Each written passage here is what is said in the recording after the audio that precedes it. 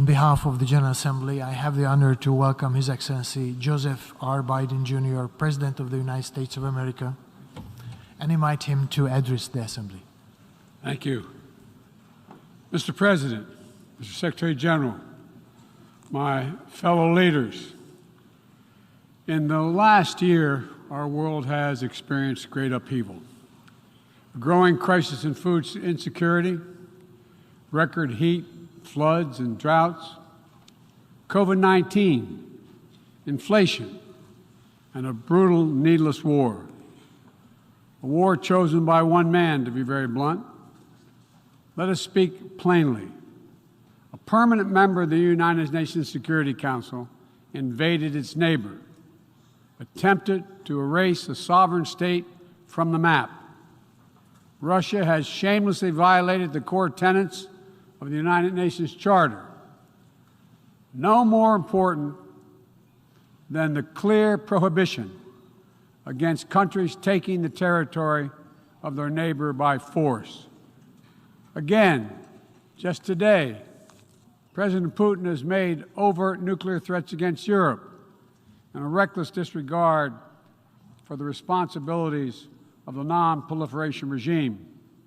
Now, Russia's calling up more soldiers to join the fight, and the Kremlin is organizing a sham referendum to try to annex parts of Ukraine, an extremely significant violation of the UN Charter. This world should see these outrageous acts for what they are. Putin claims he had to act because Russia was threatened. But no one threatened Russia, and no one other than Russia sought conflict. In fact, we warned it was coming, and with many of you we worked to try to avert it. Putin's own words make his true purpose unmistakable. Just before he invaded, Putin asserted, and I quote, "Ukraine was created by Russia and never had, quote, real statehood." And now we see attacks on schools, railway stations, hospitals, on centers of Ukrainian history and culture. In the past, even more horrifying evidence of Russia's atrocity and war crimes. Mass graves uncovered in Izium, bodies, according to those who excavated those bodies, showing signs of torture. This war is about extinguishing Ukraine's right to exist as a state, plain and simple, and Ukraine's right to exist as a people. Whoever you are, wherever you live, whatever you believe, that should make your blood run cold. That's why 141 nations in the General Assembly came together and to unequivocally condemn Russia's war against Ukraine. The United States has marshaled massive levels of security assistance and humanitarian aid and direct economic support for Ukraine. More than $25 billion to date. Our allies and partners around the world have stepped up as well. And today, more than 40 countries represented in here have contributed billions of their own money and equipment to help Ukraine defend itself. The United States is also working closely with our allies and partners to impose costs on Russia, to deter attacks against NATO territory, to hold Russia accountable for the atrocities and war crimes. Because if nations can pursue their imperial ambitions without consequences, then we put at risk everything this very institution stands for, everything. Every victory won on the battlefield belongs to the courageous Ukrainian soldiers. But this past year, the world was tested as well. And we did not hesitate. We chose liberty. We chose sovereignty. We chose principles to which every party to the United Nations Charter is beholding. We stood with Ukraine. Like you, the United States wants this war to end on just terms, on terms we all signed up for, that you cannot seize a nation's territory by force. That the only country standing in the way of that is Russia. So we, each of us in this body, who's determined to uphold the principles and beliefs we pledge to defend as members of the United Nations, must be clear, firm, and unwavering in our resolve. Ukraine has the same rights that belong to every sovereign nation.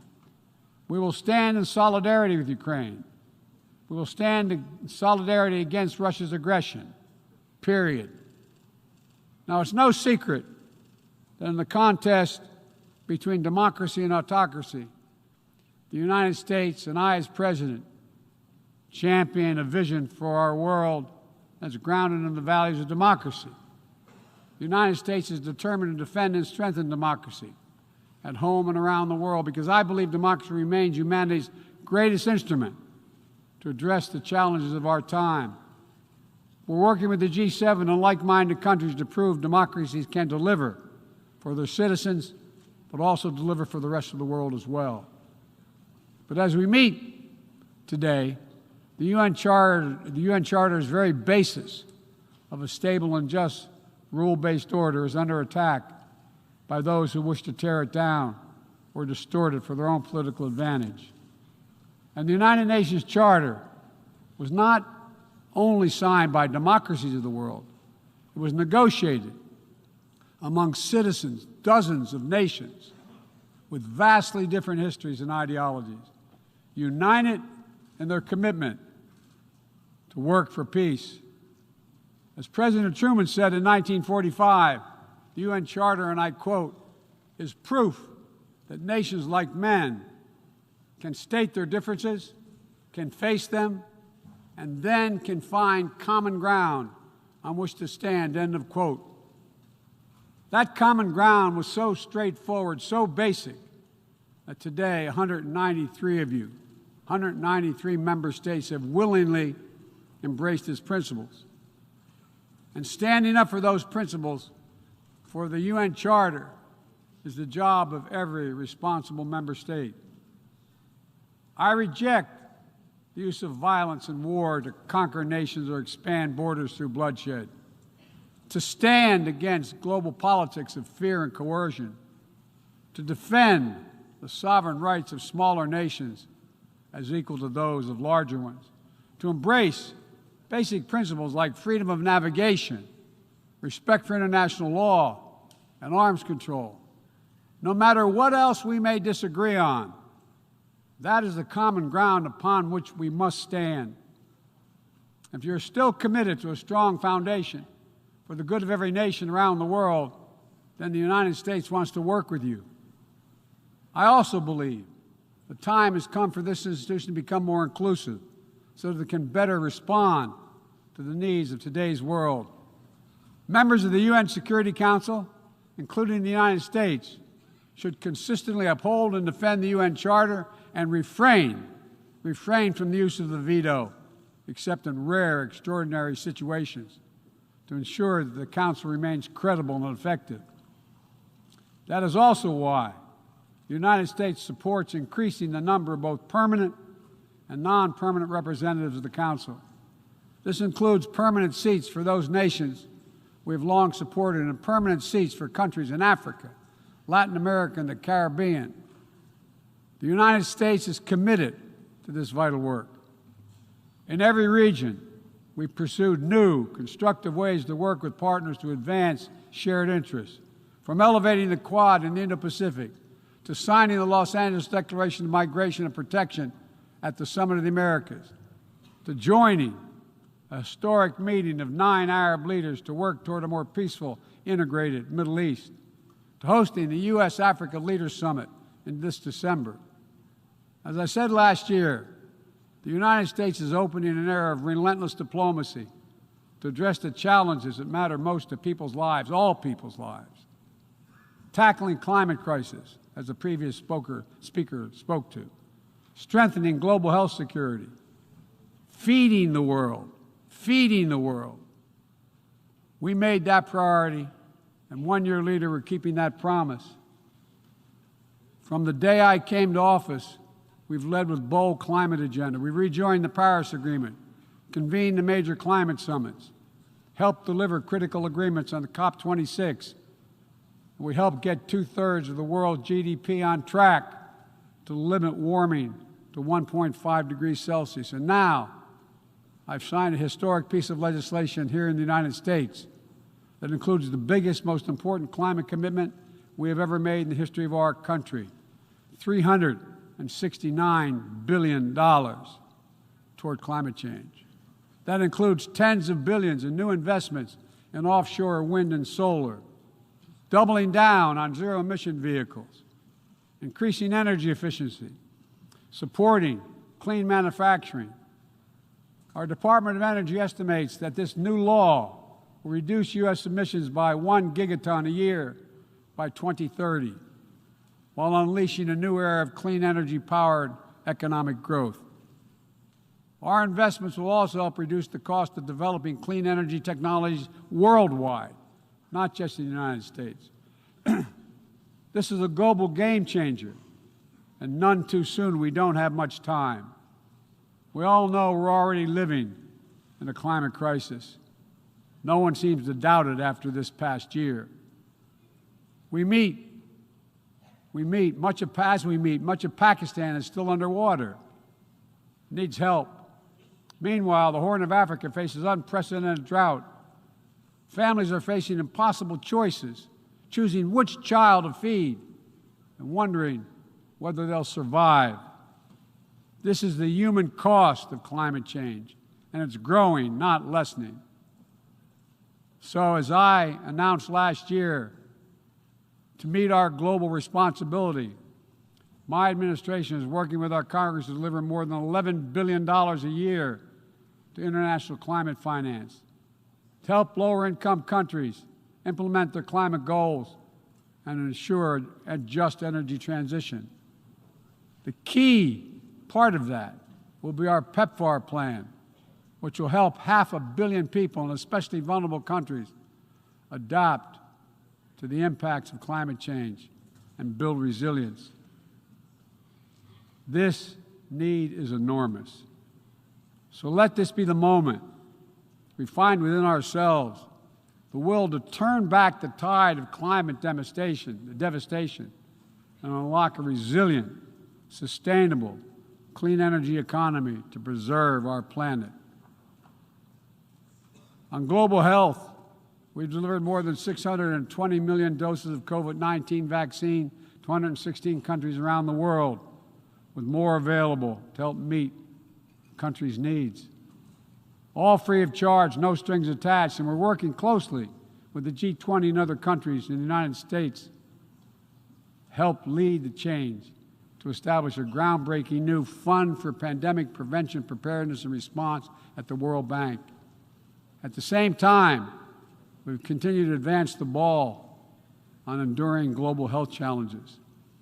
Later today, I'll host the 7th Replenishment Conference for the Global Fund to fight AIDS, tuberculosis, and malaria. With bipartisan support in our Congress, I have pledged to contribute up to $6 billion to that effort. So I look forward to welcoming a historic round of pledges at the conference, resulting in one of the largest global health fundraisers ever held in all history. We're also taking down the food crisis head on, with as many as 193 million people around the world experience acute food insecurity, a jump of 40 million in a year. Today I'm announcing another $2.9 billion in U.S. support for life-saving humanitarian and food security assistance for this year alone. Russia, in the meantime, is pumping out lies, trying to pin the blame for the crisis, the food crisis, on the sanctions imposed by many in the world for the aggression against Ukraine. So let me be perfectly clear about something. Our sanctions explicitly allow Russia the ability to export food and fertilizer. No limitation It's Russia's war that is worsening food insecurity, and only Russia can end it. I'm grateful for the work here at the UN, including your leadership, Mr. Secretary General, establishing a mechanism to export grain from Black Sea ports in Ukraine that Russia had blocked for months, and we need to make sure it's extended. We believe strongly in the need to feed the world. That's why the United States is the world's largest supporter of the World Food Program, with more than 40% of its budget. We're the leading support of the UNICEF efforts to feed children around the world. To take on a larger challenge of food insecurity, the United States introduced a call to action, a roadmap eliminating global food insecurity, that more than 100 nation member states have already supported. In June, the G7 announced more than $4.5 billion to strengthen food security around the world through USAID's Feed the Future initiative. The United States is scaling up innovative ways to get drought and heat-resistant seeds into the hands of farmers who need them, while distributing fertilizer and improving fertilizer efficiency so that farmers can grow more while using less. And we're calling on all countries to refrain from banning food exports or hoarding grain while so many people are suffering. Because in every country in the world, no matter what else divides us, if parents cannot feed their children, nothing else matters. If parents cannot feed their children. As we look to the future, we're working with our partners to update and create rules of the road for new challenges we face in the 21st century. We launched the Trade and Technology Council with the European Union to ensure that key technologies are developed and governed in the way that benefits everyone. With our partner countries and through the UN, we're supporting and strengthening the norms of responsible state behavior in cyberspace, and working to hold accountable those who use cyber attacks to threaten international peace and security. With partners in the Americas, Africa, Europe, and the Middle East, and the Indo-Pacific, we're working to build a new economic ecosystem where every nation gets a fair shot, and economic growth is resilient, sustainable, and shared. That's why the United States has championed a global minimum tax, and we will work to see it implemented so major corporations pay their fair share everywhere. It's also been the idea behind the Indo-Pacific Economic Framework, which the United States launched this year with 13 other Indo-Pacific economies. We're working with our partners in ASEAN and the Pacific Islands to support a vision for a critical Indo-Pacific region that is free and open, connected and prosperous, secure and resilient. Together with partners around the world, we're working to secure resilient supply chains that protect everyone from coercion or domination, and ensure that no country can use energy as a weapon. And as Russia's war riles the global economy, we're also calling on major global creditors, including the non-Paris Club countries, to transparently negotiate debt forgiveness for lower-income countries, to forestall broader economic and political crisis around the world. Instead of infrastructure projects that generated huge and large debt without delivering on the promised advantages, let's meet the enormous infrastructure needs around the world with transparent investments, high-standard projects that protect the rights of workers and the environment, keyed to the needs of the communities they serve, not to the contributor. That's why the United States, together with fellow G7 partners, launched a Partnership for Global Infrastructure and Investment. We intend to collectively mobilize $600 billion in investment through this partnership by 2027. Dozens of projects are already underway. Industrial-scale vaccine manufacturing in Senegal, transformative solar projects in Angola, first-of-its-kind small modular nuclear power plant in Romania. These are investments that are going to deliver returns not just for those countries, but for everyone. The United States will work with every nation, including our competitors, to solve global problems like climate change. Climate diplomacy is not a favor to the United States or any other nation, and walking away hurts the entire world. Let me be direct about the competition between the United States and China. As we manage shifting geopolitical trends, the United States will conduct itself as a reasonable leader. We do not seek conflict. We do not seek a Cold War. We do not ask any nation to choose between the United States or any other partner. But the United States will be unabashed in promoting our vision of a free, open, secure, and prosperous world and what we have to offer communities of nations. Investments that are designed not to foster dependency, but to alleviate burdens and help nations become self-sufficient. Partnerships not to create political obligation, but because we know our own success. Each of our successes increased when other nations succeed as well. When individuals have the chance to live in dignity and develop their talents, everyone benefits. Critical to that is living up to the highest goals of this institution, increasing peace and security for everyone, everywhere. The United States will not waver in our unrelenting determination to counter and thwart the continuing terrorist threats to our world. And we will lead with our diplomacy to strive for peaceful resolution of conflicts. We seek to uphold peace and stability across the Taiwan Straits. We remain committed to our One China policy, which has helped prevent conflict for 4 decades. And we continue to oppose unilateral changes in the status quo by either side. We support an African Union-led peace process to end the fighting in Ethiopia, restore security for all its people. In Venezuela, where years of political oppression have driven more than 6 million people from that country, we urge the Venezuelan-led dialogue and return to free and fair elections. We continue to stand with our neighbor in Haiti as it faces political, fueled gang violence and an enormous human crisis. And we call on the world to do the same. We have more to do. We'll continue to back the UN-mediated truce in Yemen, which has delivered precious months of peace to people that have suffered years of war.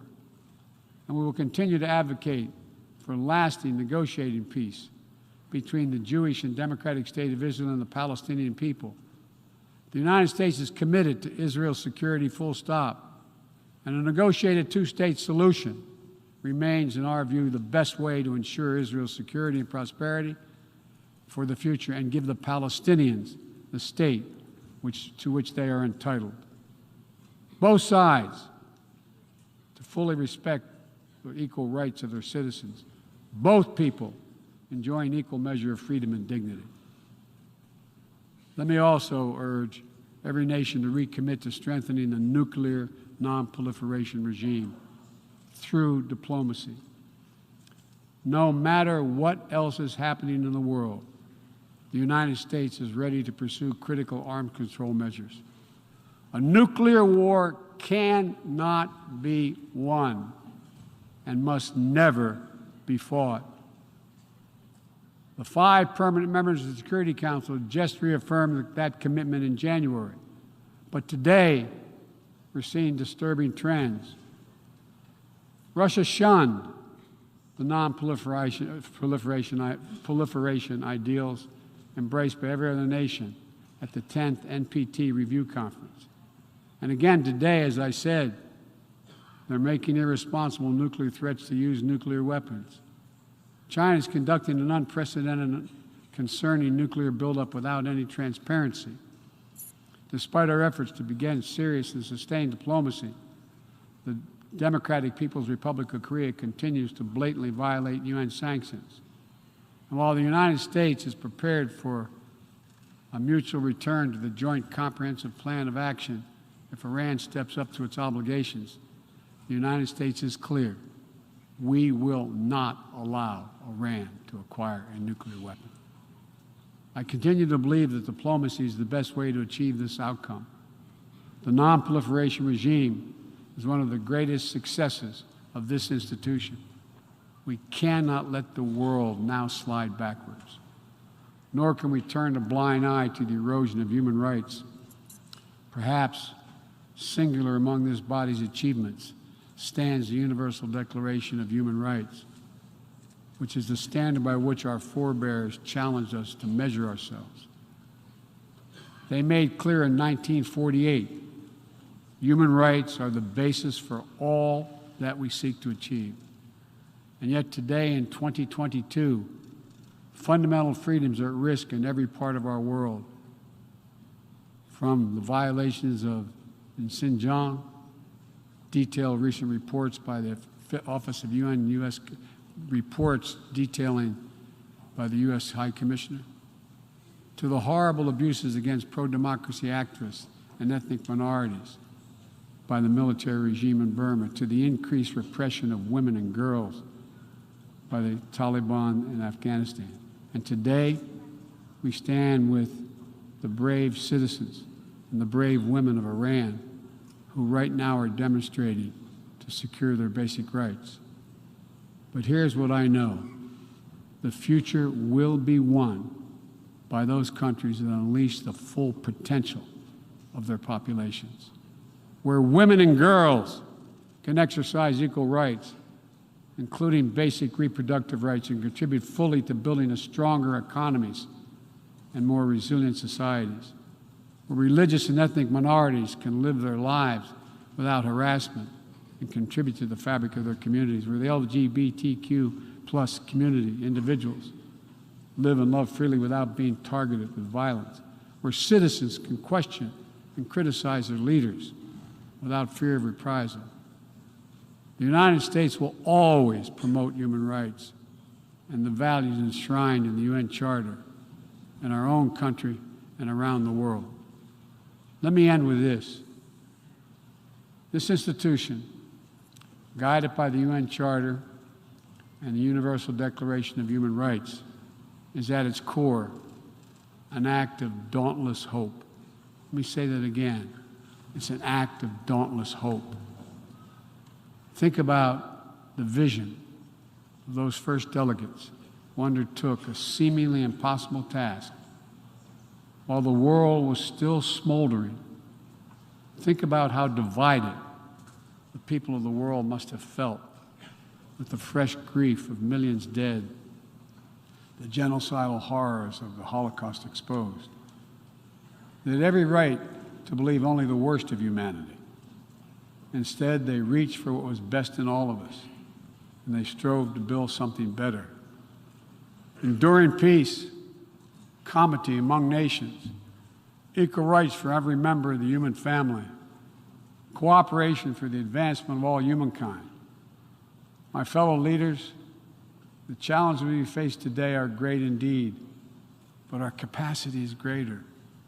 Our commitment must be greater still.